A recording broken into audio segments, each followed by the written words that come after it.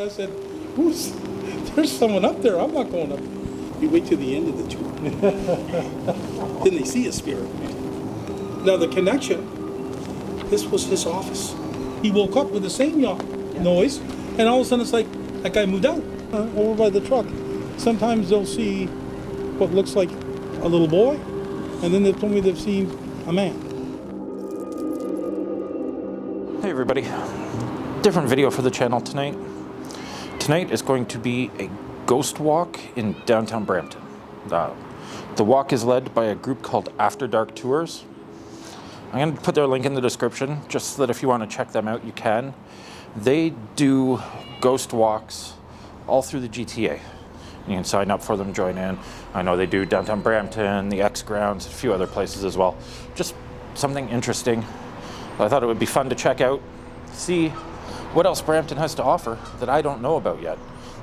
It's always good to try and learn some things. So we're going to see what downtown Brampton has, to learn some stuff, get some history, hopefully find out some new locations that I don't know about so that we can come back at another time and do some investigating.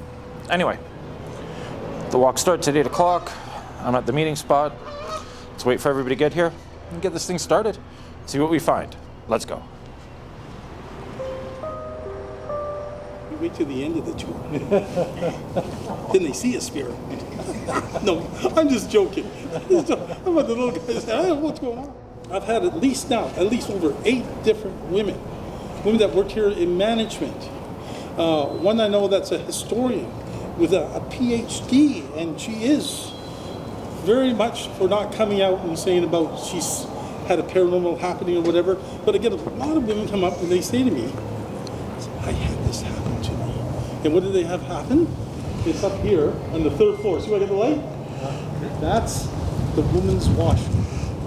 But I've had 8 women say that they've gone in, opened the door, they've walked in, you're going down on a curb. I have been in there, so I mean, it's like, and then there's the different stalls in there.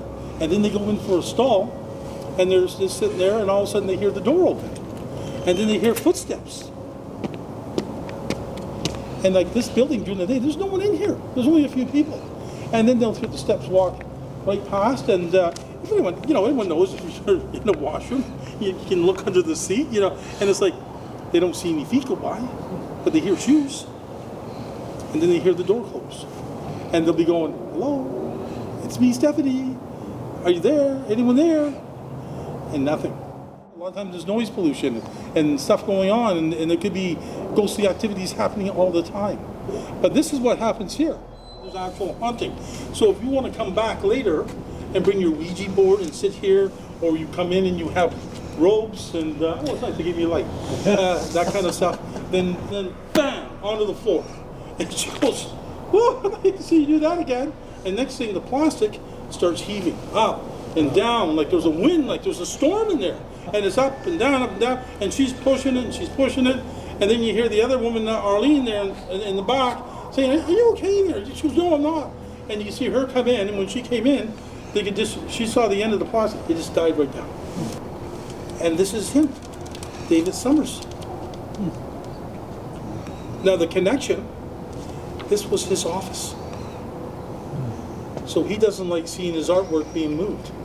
So you put 2 and 2 together, and you say, David's office. And that's where the haunting's happening, and they're moving his paintings. Maybe he didn't like that one. They told you were going to be executed and hung. You'll hang by the neck, and you'll be interned for eternity at the jail, where you're going to be. So say you were Catholic, Anglican, and you had your own cemetery and your family's there, well, you wouldn't be allowed to go there. You'd be hung by the neck, and that's part of the punishment, and you'd be interned here. So someone's looking and going, I'm going to be out in that courtyard forever. And you're talking like 1890, 1906, 1930. So 2 of them, I made a mistake when I said the 3 graves. 2 of them were buried here. The 3rd one in 1930, they were a bit more open about it, and they said, yeah, we'll let him go with his family in Toronto. But the other 2 were buried here, and then they were moved over to Meadowvale Cemetery back in about '79. Now the one fellow that was hung here, his name was Stefan, and I can't pronounce his last name. It's a Polish name, and he was found guilty of murder, brought here, and it took about 8 months before he was hung. Now the reason why Stefan was found guilty, was that there'd been a fellow that was found murdered, and they found him the next morning in the town. He was Polish. So they said, there's another Polish guy in town. So it was obvious. He's Polish, and he's Polish, so he did it. Now when Stefan was hung, he died a horrible death. So that's why I figured it's him that haunts the place. Now they had a priest come in and give him his last rites, and the priest was kind of upset because he knew that this man was innocent, and he shouldn't have been hung on the basis that he was Polish, and the guy that was killed was Polish. So when Stefan was hung, and I know a lot of the scholars here, I shouldn't say it that way, but they missed the point that it took 12 minutes to cut him down. And the reason why it took 12 minutes, because they didn't hang him right. So we had the mask over his head, had the noose around his neck, and kicked and moved around for 12 minutes, and then the priest went crazy. And then it was noted in the papers, oh, the priest went wild. Well, no wonder the man went wild, because he knew that an innocent man was suffering and hanging like that. So with a horrible death like that, gives you reason why someone would haunt. You woke up and said, oh, it's just the guy downstairs. You hear it. But you can hear them, because I can hear this is the attic, and then there's the roof, and then there's the wall, right? So I'm lying here, and you can hear someone. Like you saw. Yeah, like yawning. But then a couple of months later, he woke up with the same noise, and all of a sudden it's like, that guy moved out. Yeah. You were the only one in the house, and yet someone is in there snoring. Wow. You went like this, bang! It was so loud. You're kidding. Then after that, I just closed it. The place is Mr. George Armstrong. He actually died of lung complications, so that might be why he had the snoring, because I don't think he had a sleep apnea machine back then. The Armouries, built 1915, so it saw the Boer War, World War. Well, people from the Boer War would come here after, but World War I, World War II, the Korean War, any other conflicts they've had. The Lorne Scots, that's what they're called, the regiment that's out of this complex here. This is the officers' quarters. This is the officers' mess. I've had 2 soldiers tell me the same story this week that I got from this other guy who's an officer, and he just started yakking and telling me, so I've got now 3 of them with all basically the same story. The fellow that haunts the place died of a heart attack upstairs here in the 1950s, 1958. His name was they just called him Palmer. What the haunting is with him is that there's things up there that do move around. Pictures will be moved off the wall and put on the other end of the room. Walking up the steps, he goes, and I can feel someone breathing down my steps, and I thought the other guy downstairs was playing a joke. He goes, and it was right behind me. He goes, and there was no one there. The Dominion Building, built in 1886, and it was a post office. And the federal government built this along with about 25 others across Canada. Same buildings like this. It's just like the Armouries. The Armouries, they built 56 of them between 1912 and 1915. So thank heavens for the federal government putting all these nice buildings in. Now this building used to be a post office, and it used to be where people used to, they would look for what time it was here, because they put a clock in around 1913, and that was the main clock. People could go outside because there was no buildings around. So you could go outside and try and see if you could see the building, and you could tell, oh yeah, it's 1913, or it's whatever time it was. The person is buried with something, then the spirit could come back looking for the possession. Or that's what attracts it. Because that's what they were showing me, was that a woman that had been buried had a doll and some other stuff buried with her, and they say that's why their spirit's seen there for the possession. And I said, you know what, that makes sense. You know, because Attachment to the object. Attached to the object, yeah. And it made sense. So I'm always open-minded. Originally, It was built in 1834. It burnt down in 1837. It was a hotel. And then rebuilt again. And the original foundations for it are inside the door, and you can see them. And they're all built up high because the Etobicoke Creek used to run around the back here. And then in the 1890s, they put it into a tunnel out the front of the buildings here. But this building here it's been a department store, it's been a factory, it's been a hardware store. And I used to work here in the 80s when it was a keg restaurant. This used to be out the back here. It was called Hannah Lane. And there was nothing out the back. They were going to put a parking garage in. I think it was in, but there was nothing up top. It wasn't used. It was all dark back here. It was eerie. The town's always quiet. So the atmosphere when you came into the keg restaurant, it was like, you see in those old movies where they're in Singapore, down on the waterfront, sort of thing, eh? It's like you come in for a steak, you get a tattoo at the same time, sort of thing, attitude, sort of thing. But so I'd be in here, I'd be working away, and all of a sudden we'd be closed up, and I'm sitting with the other managers the first time it happened. All of a sudden, all the radios and TVs came on, and I said, "You just turn those off. Why are they back on?" And then another time, I'm helping the dishwasher, or the guy that's doing the dish pit there, helping him get out. I help with the dishes. I know I took the knives and I put them in the holders. I'm sitting there at the table, finishing off some paperwork, and all of a sudden I hear bang, bang. And the next thing I go out and I look, there's the knives on the floor. It's not like a movie, where you say, "Oh, I was sitting there in the dark," and all of a sudden they went past my head. No, you're sitting there by yourself at 2 o'clock in the morning out here, and all of a sudden you hear a bang, you gotta go check it out. So who haunts the place? The building, as I told you, was built in 1834. And when I researched it, there was a fire, and when I went through the newspaper articles at the time, on the one newspaper, they said there was 4 people died in the fire here. And it burnt right down to the ground, right down to the foundations that are out here.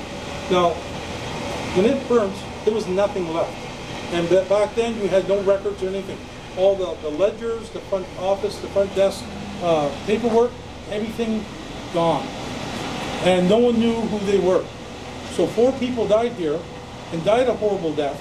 So I figured that they're still here haunting the place.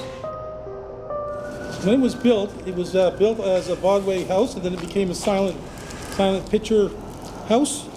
Where they used to play the piano and they have the movies with no subtitles or nothing.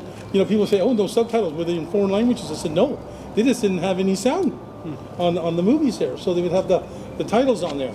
And then after that, in 1940, it got bought by Odeon, and Odeon ran this as a theater house till around 1990, the 1980s.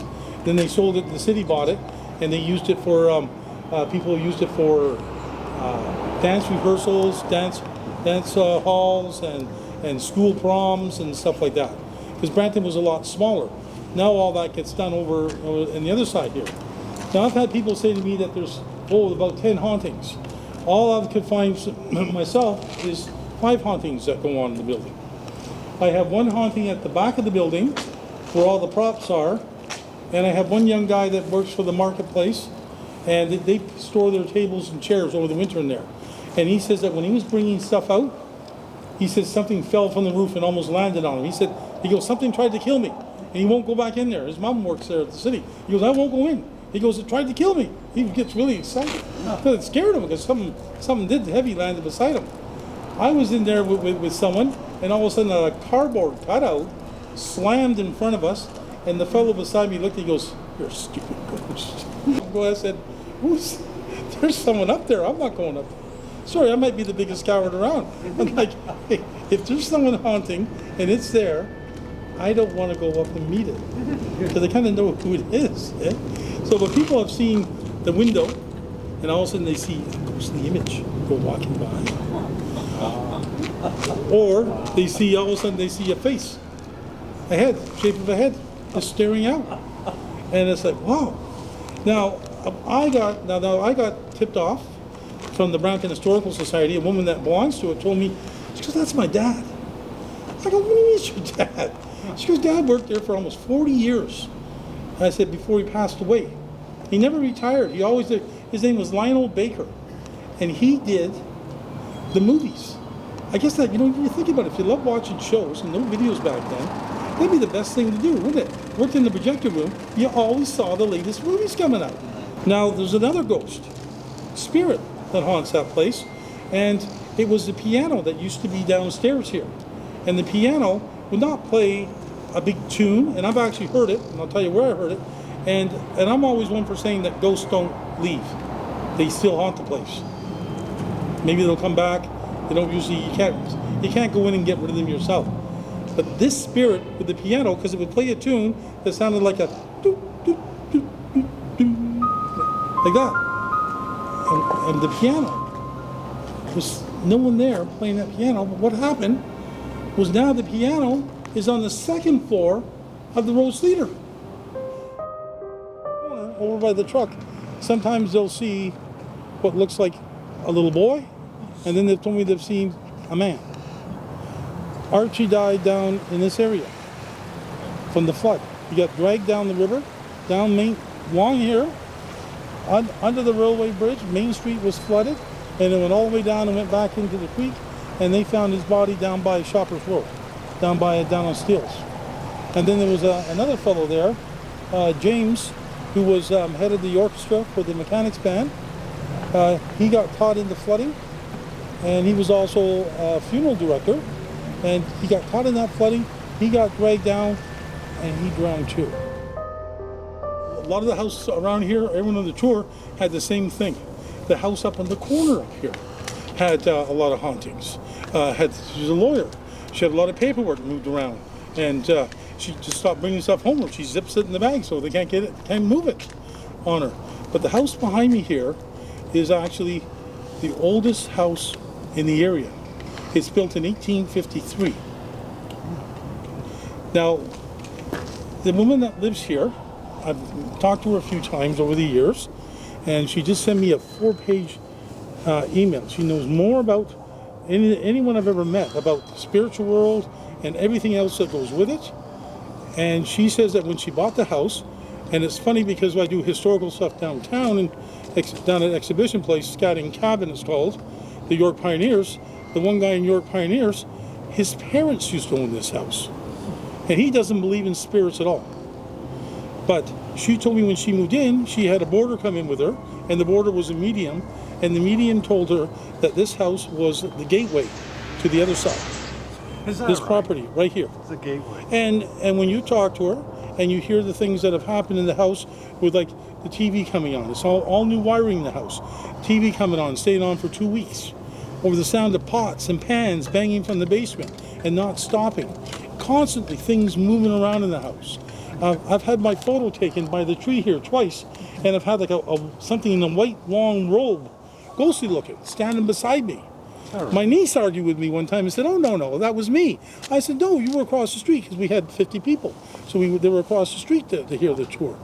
But this area at one time, I'm not going to say it's them that haunts it, but you had your indigenous people that were here, and this area was well traveled by them, and it was well used because of the creek would meander around, so it would attract fresh water, animals, and fish. It was perfect. And they lived up here because it's the high ground. They wouldn't camp down there. They didn't, like when you had the first settlers come here in 1819, they went and built down in the valley. That was silly because they got flooded out. But they stayed up here. There has been artifacts and things that have been done in the past in the area, and this area was well known for having indigenous people up here. And it makes sense, because you got to look and say, well, they would live where it made sense to live, and you got to put yourself into that spot. They were the custodians, and up to a few years ago, they had a house right here behind these stones here, where the tree is, and Peel Region decided that it was a nuisance having the house. No one used it, and it was the Art Council, so they tore it down. But that house was also haunted, and you could smell pipe smoke in there up until a couple of years ago when they tore it down. But I used to kid the ladies that worked there, and I said, God, you still smoking those cigars? And they go, shut up, Steve, you know what I was talking about. There. Where the haunting shows itself, and I'll tell you why what happens to them, is up in that top window. And I showed you the picture earlier, remember? Yeah, right. Yeah, it is. Pictures, I've got about 6 pictures, and they're always right here. But yeah, there's an old guy looking out the window at us here. Now the person that is, that couple, they, back in the 70s, and they got a call over at the hospital. What used to be Peel Regional Hospital here was a full hospital, and their daughter was having a baby. They got a call, you better get over quick, she's having the baby now. So they drove out this parking lot, drove down the street, went on the Church Street, and got over to Main across the creek, and they had a car accident. He died there, she died the next day in the hospital. So they say that because of the love of this place, that's why they come back to haunt. And also because of the accident, they don't know to leave. And if you ever go up Church Street to the main cemetery, and you go in about 50 feet, right there on the side is their gravestones right there. I was in the guy's shop. I was down here looking around, and the fellow's a nice guy. I don't get a chance to talk to him that often, but he was in. There was no customers, so we talked. It's a pawn shop. It's got personal items in it. People bring stuff in that they want to sell. He gives them money, and sometimes they hold it, and then they come back to get it. And if they don't get it back in a certain time, then he sells it. I think that's how it works. Or people sell him stuff, and then he puts it out in the store to sell. So hundreds, thousands of items have gone through his shop. So I'm in there, and he goes, "You want to see a video? You want to see something that'll put the hair up on your back?" And I go, "Sure." And it did. These are old stores. These stores here are built in the 1870s, up further, 1862, 63. These are about 1870s. And they've got all kinds of, like in the back door here, they've got steps that go down to the basement, very low basement because of the flooding. And then they got steps that go up to the store. So you got 3 steps down, 3 down the bottom. Well, he showed me a video that was him and his son. But it was his son, and he had 3 cameras on it. So we were there looking at 3 cameras, and his son's coming down the stairs, and he had a cable wire. You know the white wire you use for plugging into your phone, and then you plug it into a charger that goes in the wall. You know the cable about that long. Well, his son's going down the stairs, and all of a sudden you see he goes like this, and it's like, what's he waving at or whatever. And the next thing you know, he's like this, his arm, and he goes, "Dad," and you come out and you see him. He's sitting there holding the one end of the wire, and on the staircase going down and going up, right in the midair, there's nothing there, but something is holding the wire on. Wow. And I'm looking at it in the video, and he showed me the 3 different cameras. And then the father, the owner, comes out and goes, "Oh, I can say this." He didn't swear, but he just said, "Oh my God." And he just grabbed it and he goes, "Let's get out of here." Because he's had stuff happen, I believe, before, but he hasn't talked too much about it. But you can see the wire. Something holding it in midair. And you know that's a spirit. It's not a wind or not dust particles coming up. It's something spiritual holding that wire. History lesson. But the building was built in 1868. 20 years later, Mr. Blaine started a hardware store, and there used to be a few of them around downtown Brampton at one time, maybe 3 of them. And that's where everybody, instead of going to a Home Depot, or you wanted to get a broken window, you went there, you got your paint, all kinds of stuff out of that store. Now, the building's gone through major renovations since it closed up as a hardware back in the 1970s. And one of the owners of that is one of the founders of Home Hardware that owned this building here, the hardware store.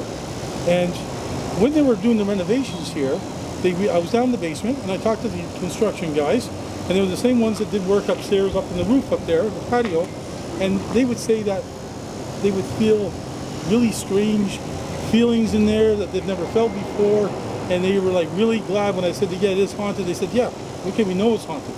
But those are other hauntings in the building.